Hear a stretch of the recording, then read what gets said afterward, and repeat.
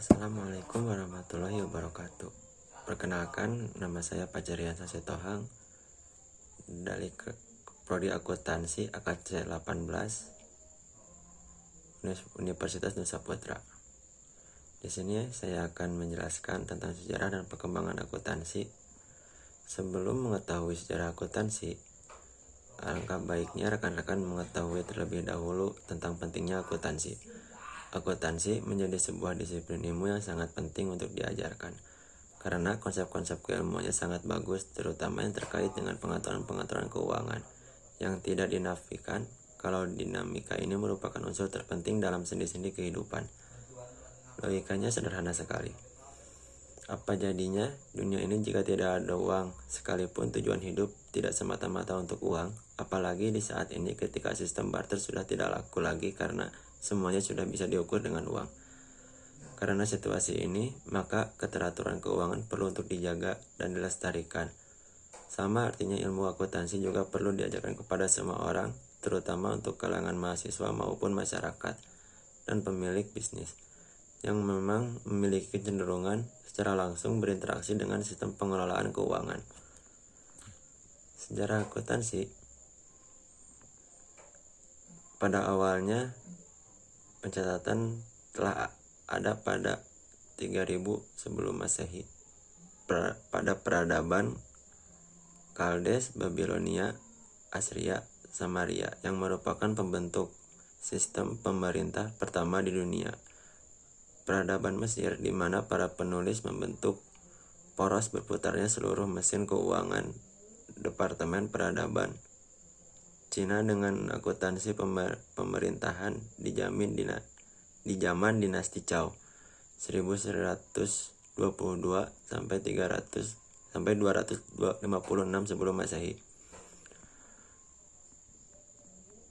Menurut A.C. Littleton, membuat daftar 7 prasyarat bagi munculnya pembukuan yang sistematis. Pertama, yaitu seni penulisan. Kedua, aritmatika. Ketiga, milik pribadi. Keempat, uang. Kelima, kredit.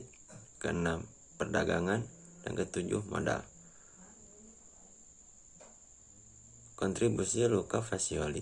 Luca Fascioli merupakan seorang pembuka agama dari Ordo Fransiskus. Pada tahun 1494, dia mempublikasikan buku Summa de Arithmetica Professionalita yang menggambarkan pembukuan berpasangan.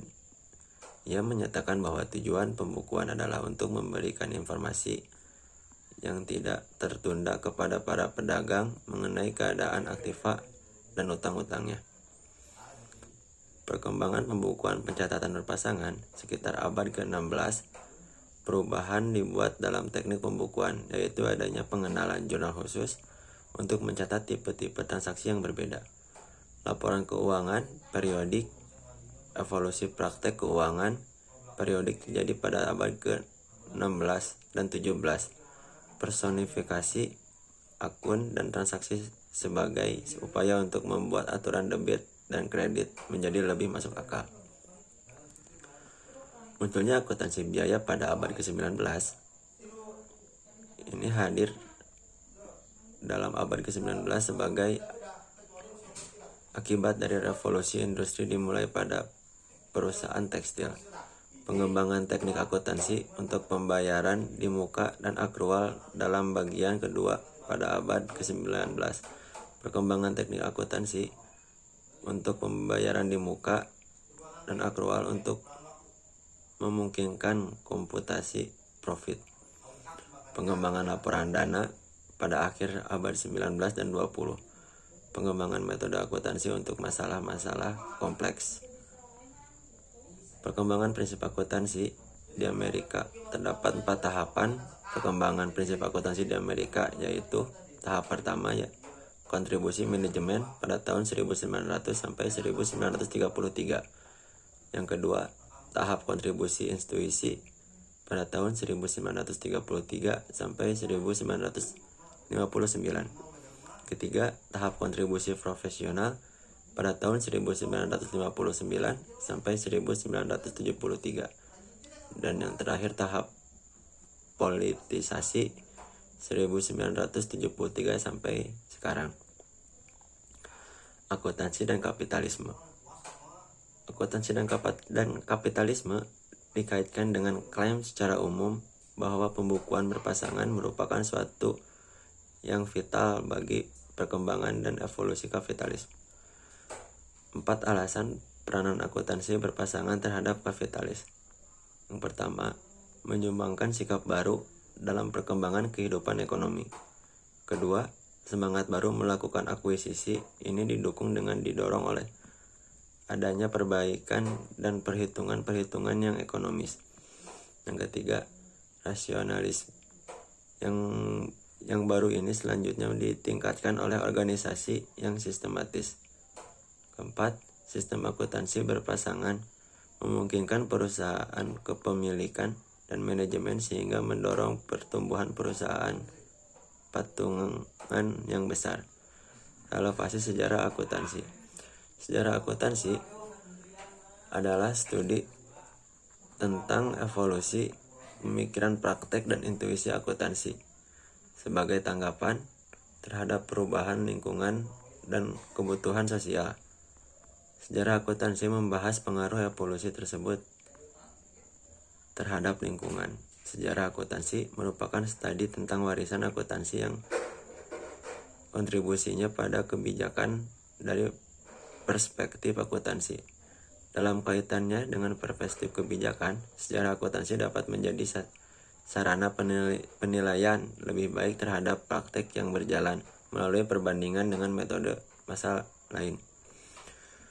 Isu-isu akuntansi internasional. Akuntansi untuk induk perusahaan anak perusahaan di luar negeri atau akuntansi untuk anak perusahaan merupakan konsep dengan ruang lingkup yang paling tua dan sempit, karena konsep ini memperkecil akuntansi internasional ke dalam proses pengkonsolidasian akun-akun dari induk perusahaan dan anak perusahaan serta mentranslasikan mata uang asing ke dalam mata uang lokal. Akuntansi komparatif untuk mengarahkan akuntansi internasional kepada studi dan pemahaman atas perbedaan-perbedaan nasional di dalam akuntansi. Akuntansi universal atau dunia merupakan konsep yang paling luas lingkupnya karena mengarahkan akuntansi internasional menuju studi atas prinsip akuntansi yang diterima secara universal.